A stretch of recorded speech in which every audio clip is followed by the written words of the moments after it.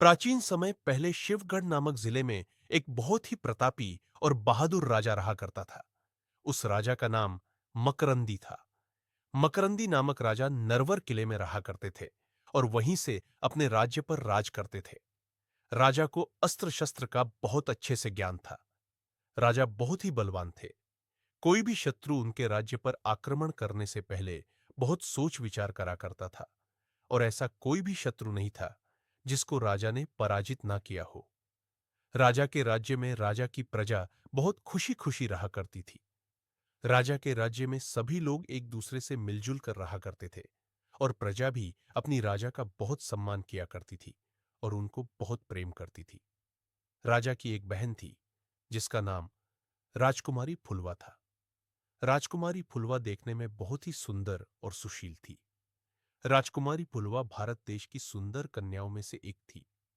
प्राचीन समय से चली आ रही रीति के अनुसार राजकुमारी को भी फूलों से तोला जाता था। राजकुमारी फुलवा के सुंदर रूप को देखने के लिए लोग बहुत प्रयत्न किया करते थे। राजा मकरंदी के राज्य में दो बहुत ही प्रतापी और हर कला में निपुण अस्त्र शस्त्रों के ज्ञान से भरपूर दो भाई रहा करते थे, जिन्होंने अपनी योग्यता का प्रदर्शन हर तरफ किया हुआ था। चारों तरफ दोनों भाइयों के चर्चे हुआ करते थे। उन दोनों भाइयों के नाम आल्हा, जो बड़ा भाई था, तथा छोटा भाई का नाम उदल था।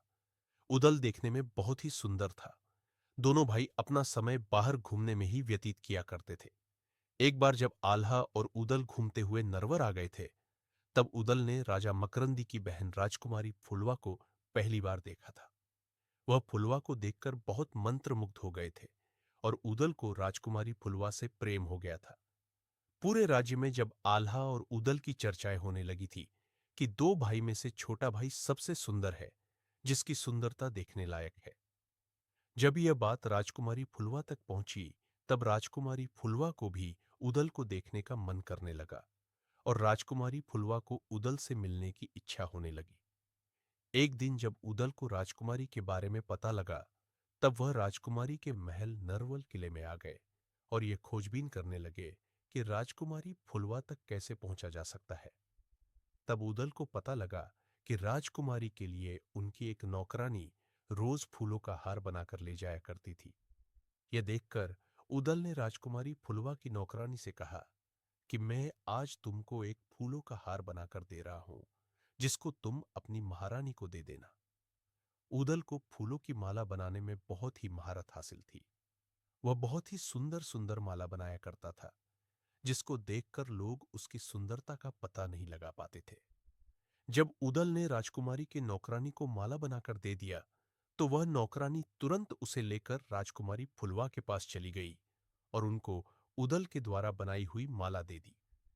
राजकुमारी ने जैसे ही उस माला को देखा, तो वह उसे देखकर मंत्रमुग्ध हो गई और उन्होंने अपनी नौकरानी से कहा कि आज माला तो बहुत सुंदर बनी है।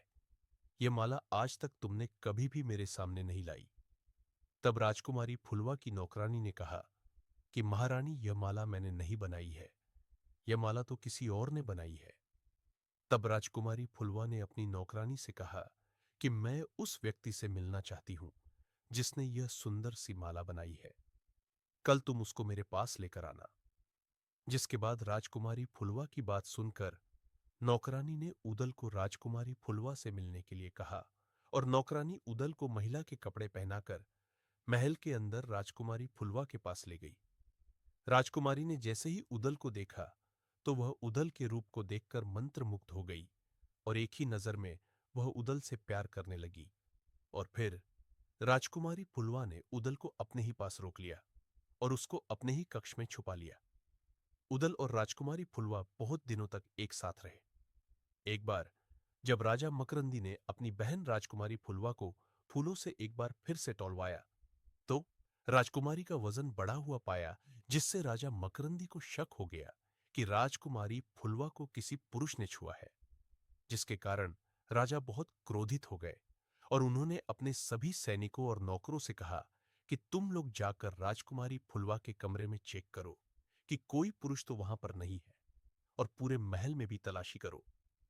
राजा की आज्ञा के कारण सभी नौकरों ने और उनके सिपाहियों ने जैसे ही राजकुमारी फुलवा का कमरा चेक किया, राजकुमारी के कमरे में उदल को पाया, जिसके बाद सारे सैनिक उदल को पकड़कर राजा के पास ले गए। राजा ने उदल को बंदी गृह में डाल दिया और उसको कारागार में रहने की सजा सुनाई। धीरे धीरे 6 महीने बीत चुके थे। उधर आल्हा को अपने छोटे भाई की चिंता होने लगी थी, जिसके बाद आल्हा ने तुरंत अपने छोटे भाई उदल को खोजने के लिए इधर उधर जांच करना शुरू कर दिया। कुछ दिनों के पश्चात जब आल्हा को पता चला कि उसके छोटे भाई उदल को नरवर किले के राजा मकरंदी ने अपने कारागार में बंदी बनाकर रखा है, यह सुनकर आल्हा को नरवर के राजा पर बहुत क्रोध आया और आल्हा ने अपने गुरु के पास जाकर सारी बातें बता दी।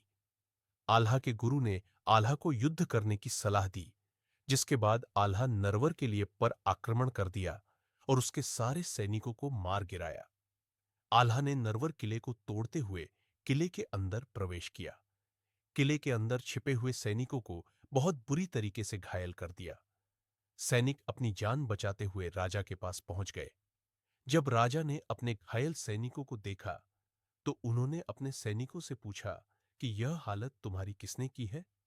सैनिकों ने बताया कि उदल के बड़े भाई आल्हा ने हम लोगों पर आक्रमण कर दिया है और हमारे सारे सैनिकों को मार दिया है। यह सुनकर राजा बहुत डर गए और तुरंत भागते हुए आल्हा के पास चले गए। आल्हा के पास जाकर उन्होंने अपने आप को आल्हा को सौंप दिया और तुरंत आल्हा के छोटे भाई उदल को रिहा करने का आदेश दे दिया। राजा ने आल्हा से अपने किए हुए दुष्कर्म की क्षमा भी मांगी। आल्हा ने राजा को माफ कर दिया और फिर उदल और फुलवा का विवाह बहुत खुशी खुशी करवा दिया गया, जिसके बाद वह दोनों खुशी खुशी अपना जीवन यापन करना शुरू कर दी।